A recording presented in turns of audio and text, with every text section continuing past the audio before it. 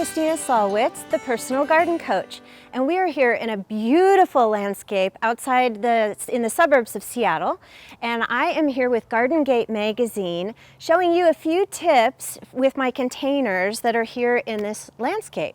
So I wanted to tell you a little bit about my strategy for how I add so much value to a landscape, because as everyone knows, plants are getting more expensive, right? And so we have to make sure we stretch our dollars. And one of the great ways to do that is to make sure that when we're adding pieces to containers, we think about maybe what we want to put out in our landscapes later on in future seasons or future years. And one of the ways that I do that is I look around the landscape and I decide what we're looking for. Are we looking for more of a particular color, a particular texture, a particular scale or size? And so when I'm doing that and I'm out shopping, then I'm apt to find things that are more interesting and creative that I might not have thought of before. So it can get really fun and exciting when you use this technique. So I wanted to show you, if you look way up high through this beautiful variegated iris here, I have this weeping sequoia, and this is the centerpiece for this pot. And if you're familiar with container design, one of the things that we like to do is have what's called the thriller filler spiller. And so my thriller is this big daddy weeping sequoia up here. And he has this gorgeous blue-green color, which I needed more of in this landscape. But I also needed this kind of exclamation point that we're going to put out in the landscape as well. So this one just went into this pot this spring, and it might go out into the landscape this fall or maybe next spring. I'm just kind of guessing and deciding based on the weather and the other plants that we're looking for when I might do that.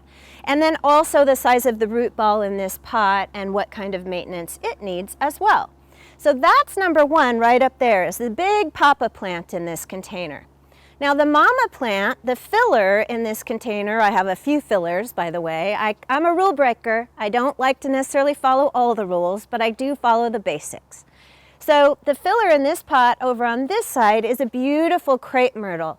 And this crepe myrtle has the most luscious red-tipped foliage. And pretty soon it's going to bloom out a lovely red. And so these containers, if you look under here, are kind of a deep oxblood red. And you might think that that would really limit the colors that you could do in this sort of setting, but actually this dark red really acts as kind of a good neutral. I've been able to use tons of different colors with this. So this crepe myrtle, when she blooms, she'll be spectacular, and then eventually she will go out in the landscape as well.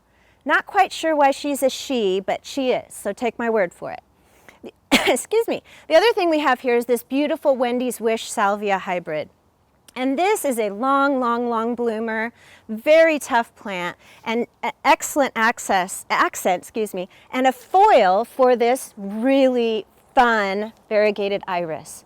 So this iris, I was just telling the crew here from Garden Gate that this was a mother plant that I found at a nursery, and they used this for cutting and making new baby plants. And it was so big and so luscious that we were able to divide this one up and add it in several of the pots around the landscape. And so what will happen with this one is this is going to actually go out into the gardens and replace the plain green native iris that are here plentifully and just not as interesting.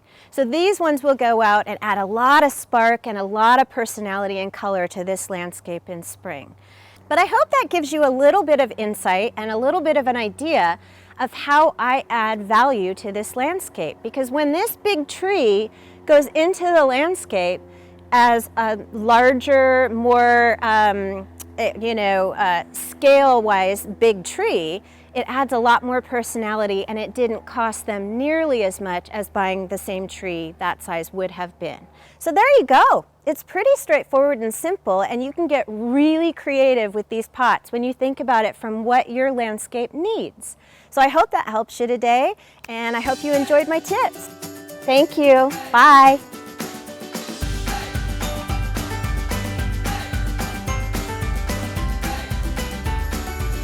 Hi, I'm Kristen with Garden Gate magazine. If you enjoyed that video, be sure to subscribe to Garden Gate Magazine's YouTube channel. There you'll find tips, design ideas, and how-to help for gardeners just like you. Click the bell so you can be notified every time we upload a new video.